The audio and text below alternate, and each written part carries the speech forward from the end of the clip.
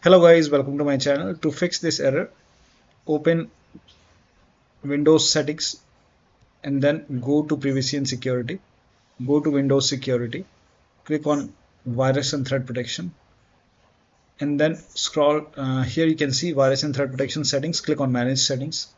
Scroll down, at the end you will see add or remove exclusions. Click on it, click on yes to allow.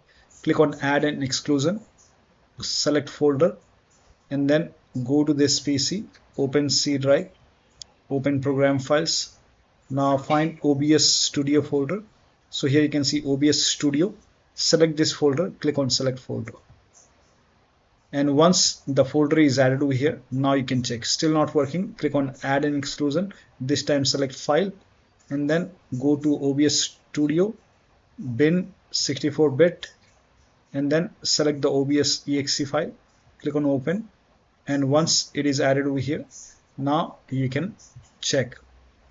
That should fix the problem. Still not working, go back over here, again back, scroll down, click on manage ransomware protection, click on allow an app through control folder access, click on yes to allow, click on add an allowed app, browse all apps, and then select the OBS exe file, click on open.